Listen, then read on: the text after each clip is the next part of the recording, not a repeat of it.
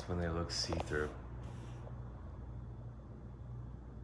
That's why I like to leave these lines with a little bit of texture here. So you can see, there you go. Because the gold tends to pop more under satin texture. This doesn't look as reflective, but it's something to accentuate. And I get rid of some of it, but I keep a little bit of it, and that's just kind of an artist thing.